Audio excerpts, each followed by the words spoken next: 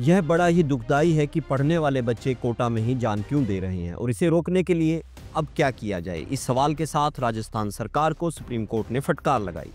सुर्खियां मीडिया में आपने देखी ही होंगी। मामला था स्टूडेंट सुसाइड यानी कि विद्यार्थियों की आत्महत्या की सुनवाई, जो कि सुप्रीम कोर्ट में हो रही थी। 13 मई को मामले की सुनवाई हुई। इसमें सुप्रीम कोर्ट ने आईआईटी खड़गपुर के अधिकारियों और संबंधित पुलिस अधिकारियों को जवाब देने के लिए उन्हें कोर्ट में मौजूद होने के आदेश दिए।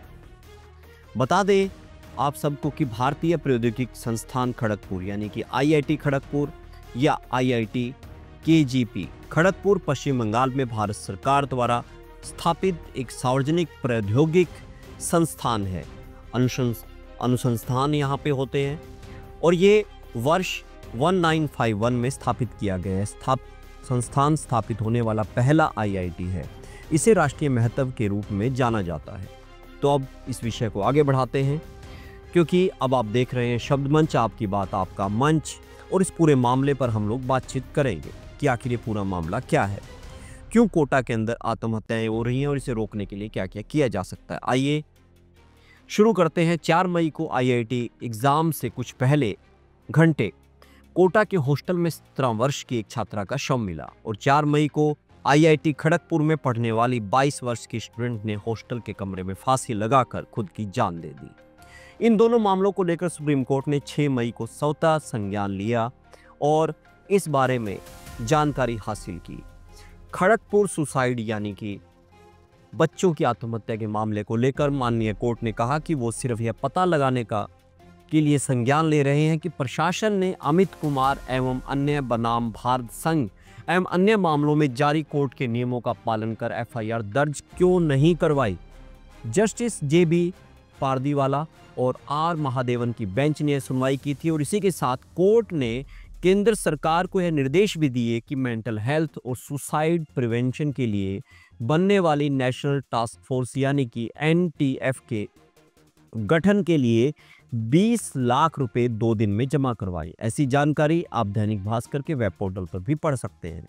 वहीं अगर दूसरे समाचार पत्र की बात करें, दैनिक जागरण की बात करें, तो उनके द्वारा जो कहा गया है कि न्यायमूर्ति जेपी पारदीवाला और न्यायमूर्ति आर महादेवन की पीठ ने कहा है कि इस साल अब तक शहर से 14 आत्महत्या के मामले सामने आ चुके हैं। न्यायमूर्ति पारदीवाला ने राज्य सरकार की ओर से पेश हुए वकील से पूछा कि एक राज्य के रूप में क्या किया जा रहा है। न्यायाधीश ने कहा कि ये बच्चे आत्महत्या क्यों कर रहे हैं और केवल कोटा में ही क्यों आत्महत्याएं इतनी हो रही हैं। क्या आपने एक राज्य के रूप में इस पर विचार नहीं किया। इसके जवाब में वकील ने कहा कि आत्महत्या के मामले की जांच के लिए राज्य ने एक विशेष जांच दल का गठन किया है। तो ये जवाब वकील ने वहां पर दाखिल किया। अब इसको अगर हम आगे बढ़ें और जानें कि आत्महत्या की इस मामले पर इतनी चर्चाएं क्यों हो रही हैं और स्थिति इतनी भयावह क्यों है और कोर्ट आखिरकार क्यों चिंतित है, इसको लेकर मीडिया रिपोर्ट्स के अनुसार बातचीत करें तो वर्ष 2024 में कोटा में रहने वाले 17 छात्रों ने सुसाइड किया। वर्ष 2023 में कोटा में सुसाइड के मामले कुछ 26 मामले सामने आए और वर्ष 2022 में आत्महत्या के मामले 15 थे जो इस तरह से सामने आए। वर्ष 2019 की बात करें तो 18 आत्महत्या के मामले सामने आए। वर्ष 2018 में आत्महत्या के 20 मामले, वर्ष 2017 में 7 मामले और वर्ष 2016 में 17 आत्महत्या के मामले सामने आए हैं। वर्ष 2020 और 2021 की बात करें तो इस वक्त कोविड के कारण कोचिंग सेंटर बंद रहे, तो इस दौरान आत्महत्या का कोई भी मामला सामने नहीं आया। और एक अनुमान के अनुसार कोटा में प्रत्येक वर्ष 85,000 से लेकर 1 लाख के करीब बच्चे पढ़ने के लिए आते हैं, छात्र छात्राएं यहाँ पढ़ने के लिए आते हैं। यहाँ पर करीबन 300 कोचिंग सेंटर हैं और इनके कारोबार की बात करें तो न्यूज़ 18 के द्वारा एक खबर जो सामने आई है जिसमें पता लगता है कि यहाँ पर लगभग 6500 करोड़ से लेकर 7,000 करोड़ तक का कारोबार होता रहा है। हालांकि पिछले वर्ष में इसमें गिरावट आई क्योंकि आत्महत्या के मामले हैं जिसकी तरफ से विद्यार्थियों का रुझान वहाँ कम हुआ और अब ये घटकर 3500 करोड़ रह गया है। एक अनुमान के अनुसार प्रत्येक औसत छात्र 2.5 लाख के लगभग अगर एक वर्ष में अपनी शिक्षा, रहन सहन इत्यादि पर खर्च करता है तो कुल मिलाकर इतना जो व्यापार है वो कोटा में होता है, यानी कि एक बड़ा व्यापार कोटा से जुड़ा हुआ है। अगर आत्महत्या की बात करें तो आत्महत्या का क्या कारण है, तो इसके बारे में विशेषज्ञ बताते हैं कि किसी भी आत्महत्या का कोई एक कारण नहीं होता। सुसाइड प्रिवेंशन टास्क फोर्स के सदस्य डॉक्टर सत्यकांत त्रिपाठी इस बारे में बताते हैं कि किसी भी आत्महत्या का कोई एक कारण नहीं होता। वहीं एग्ज़ाम सभी बच्चे दे रहे होते हैं, सभी बच्चे एक तरह के एग्ज़ाम में बैठते हैं और ऐसे में सुसाइड के लिए मिले जुले फैक्टर्स हैं जो जिम्मेवार होते हैं। इनमें उनके अनुसार जो बताया गया है, उनका कहना है कि आनुवांशिक, सामाजिक कारण, वह ग्रुप यानी समूह में सफलता का एक दबाव जो पड़ता है कि सफल होना ही होना है, माता पिता, रिश्तेदारों की जो उम्मीदें होती हैं और उसके साथ शिक्षा तंत्र भी इसमें शामिल हो जाता है।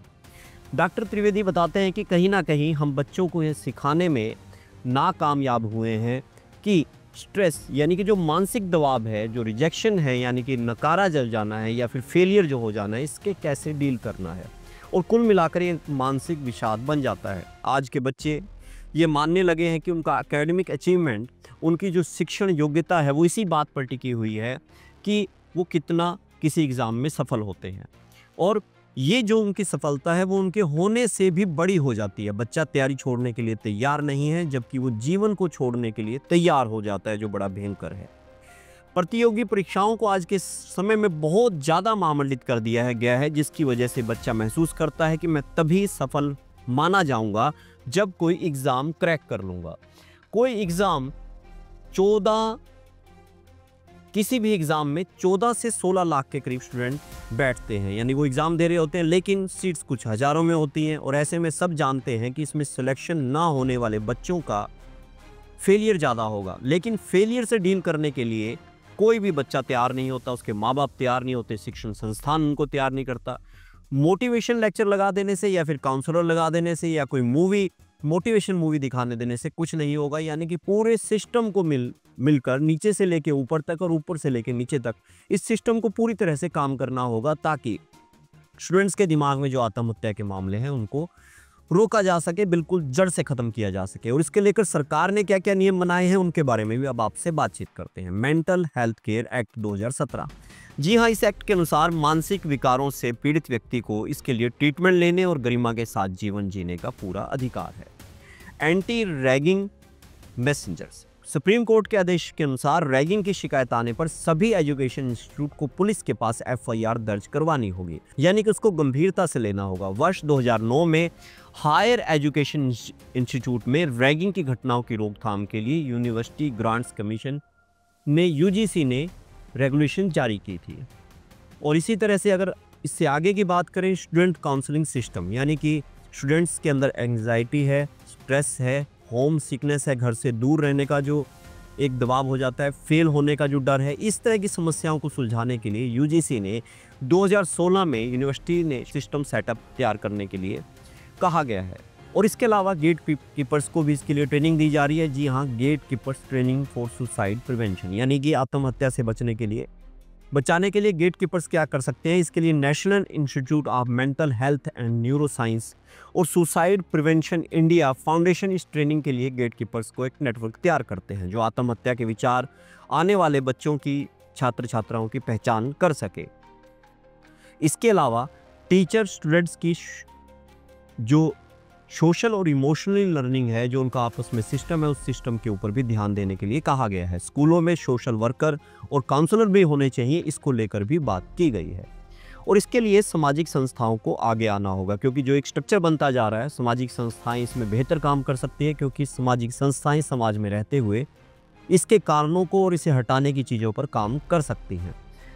हमें हताशा में ज़िंदगी को इंटरनेट पर तलाशने के साथ साथ किताबों में और अपने आसपास के उदाहरणों में खोजना होगा। इस विषय पर कई संस्थाएं लगातार पिछले समय से काम कर रही हैं, और इन्हीं में से एक संस्था का हम जिक्र करना चाहेंगे, जो कि जिंदगी जिंदाबाद के नाम से काम कर रही है। नाम है society for piece. Society for piece पिछले 5 वर्षों से काम कर रही है, और मकसद यही है कि किसी भी क्षेत्र में हताश व्यक्ति आत्महत्या करने के बजाय जिंदगी को चुने। और इसके लिए संस्था के सदस्य समय समय पर विमर्श कार्यक्रम का आयोजन करते हैं, अपने आसपास जिंदा दिल माहौल बनाते हैं। किसी की मदद करने की ज़रूरत होती है तो उसकी मदद की जाती है, ताकि आत्महत्या के विचार से उसको बाहर लाया जा सके। क्योंकि सोसाइटी फॉर पीस के सदस्यों का कहना है कि ज़िंदगी खूबसूरत है और जिंदा रहने के लिए बेहतर अवसर हमारा इंतज़ार कर रहे होते हैं। हमें हिम्मत नहीं हारनी चाहिए। जीवन कि एक पड़ाव में अगर निराशा है तो उसके बाद बड़ा खूबसूरत वक्त आपके लिए इंतजार कर रहा है। और इसी तरह की सोच को समाज में फैलाने की जरूरत है। बच्चों के साथ साथ अभिभावक को भी बेहतर संबंध स्थापित करते हुए समाज से और बच्चों से इस बात को समझने और समझाने की ज़रूरत है। उन्हें मानना होगा कि हर बच्चे का अपना एक मानवीय गुण होता है। उन्हें अपने जीवन के भूतकाल में झांकना होगा और समझना होगा कि वो खुद कितनी असफलताओं से लड़े हैं, कितनी असफलताएं उनके सामने आई हैं। और इसी तरह से अगर वो सोचेंगे कि उनका बच्चा सफल होता रहे, और ये एहसास सुखद तो हो सकता है, मगर आपके इस सुखद एहसास के नीचे अगर बच्चा दब जाएगा, बच्चा शिक्षा प्राप्त करते हुए दबाव महसूस करेगा, तो इससे आप समझ सकते हैं कि वो किस तरफ जा सकता है। बच्चे देश का भविष्य हैं, और अगर पढ़ते पढ़ते आत्महत्या का रास्ता वो चुन रहे हैं तो हमें सोचना होगा कि आखिर गड़बड़ कहाँ हो रही है। इस पर आपकी क्या राय है, हमें इसका इंतजार रहेगा। आप देख रहे थे शब्द मंच, आपकी बात आपका मंच, और मैं हूं नवल सिंह। नमस्कार।